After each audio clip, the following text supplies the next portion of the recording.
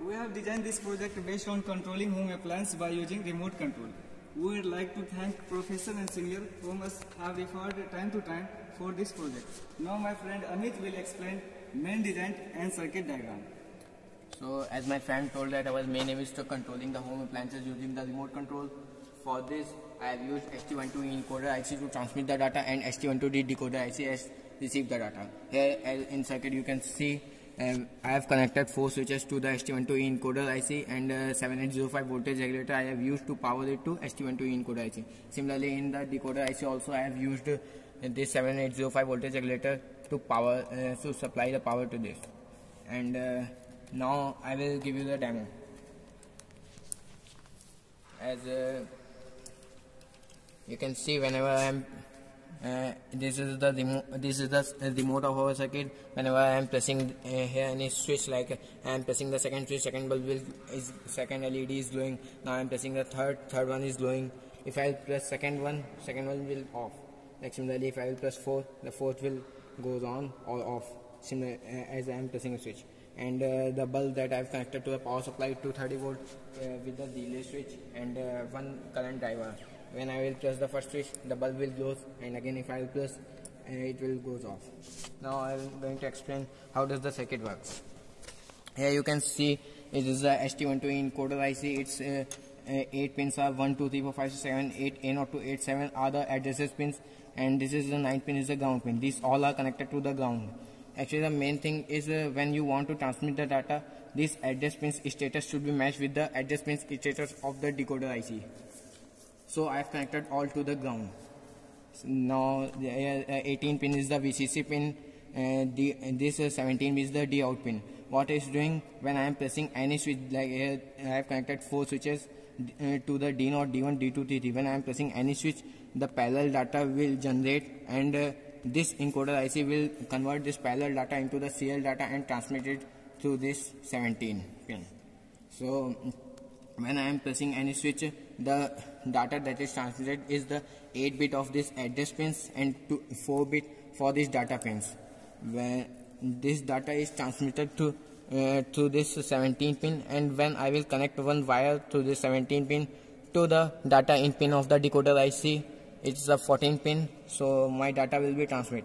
And here I have used the resistor 1 mega ohm between the OSC1 and OSC2 15 and 16 pin. It actually the capacitor is already inbuilt in it. We need to add only one resistor to set its oscillation frequency. The decoder IC's oscillation frequency is 50 times more than the encoder IC's oscillation frequency. So according to this, we have set the value of these resistances. And now we will go to the decoder IC. Here what I did, you can see here you can see this is the valid transmission pin. Whenever the address pins status of the decoder IC matched with the address pins of the encoder IC, and data pin is data transmitted is valid, then this VT pin will goes high, and it will goes high, and it means that we are transmitting the data. As you can see the circuit, our VT pin is high. LED connected across this VT pin is glowing. And the oscillation pins, as I told that it is used to set the oscillation frequency of the circuit, and it's over. Now what I told that I have connected a wire through this D out pin to VT pin to D in pin of the decoder IC. Now our aim is, here you can see it's a 14 pin of the decoder IC. I am connected up one wire so this 14 pin to its 17 pin of the encoder IC. Now our main aim is to remove this wire. How to remove this wire? For this I have used the RF module to transmit the data. This is the RF transmitter module 433 megahertz. It is actually whenever I am pressing the any switch, it is generates the corresponding carrier waves with the different amplitudes, and these carrier waves are transmitted through this antenna and received by the RF module receiver in the receiver circuit. And then this RF receiver circuit will again convert these carrier waves into the data, and this will connect it to the 14 pin of the decoder IC. So I am able to transfer the data. Now the third thing is when I will press any switch, our data will transmit, and if I will remove the switch, data won't transmit. So our main aim is to transmit the data. Whenever I am pressing the switch, data should be transmit, and whenever again I will press the switch, data won't transmit. So the main thing is we need to store the previous data of the LED pins or bulbs or whatever the home appliances are connected to this. For this I have used the Arduino board. Its code is written in such a way that it used to store the previous data of the switch pins, and whenever the switch is pressing, so it will change the output pins, like it will toggle the value of the LED pins connected to it.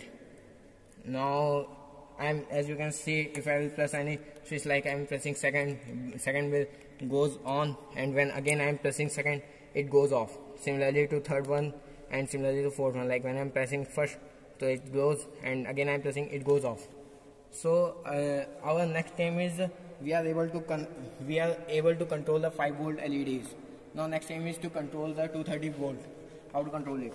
For this I have used one relay switch, SPDT relay switch. How it's working? Whenever the current that flowing through the coil, whenever the current is flowing through this coil, the SPDT switch will go close, and the circuit is completed, and the bulb will glow.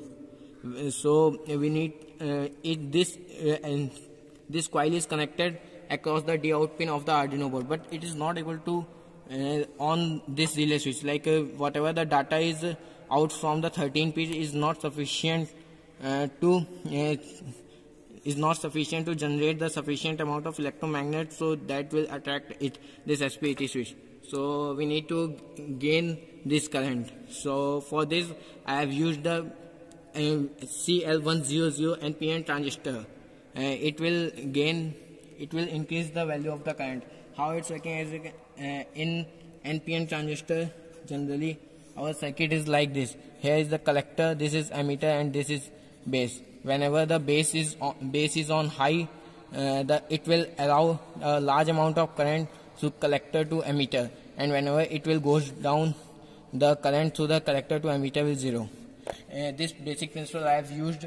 Here you can see the emitter. There you can see the NPN transistor is connected to this, and now I am going to press the switch, and so you can see the bulb will go. Now my colleague Ankit will told you the applications of this circuit. Application is in electrical power. Wastage can be minimized, easily accessible, low cost to implement, and it can be commercialized. It has various applications like the controlling home applications from a wide range, and it extends opportunity to implement photodiode, image processing application in further advanced projects. That is, light will automatically glow when the system detects human beings. Thank you guys for watching this video. For next videos, please like, comment, Subscribe our channel.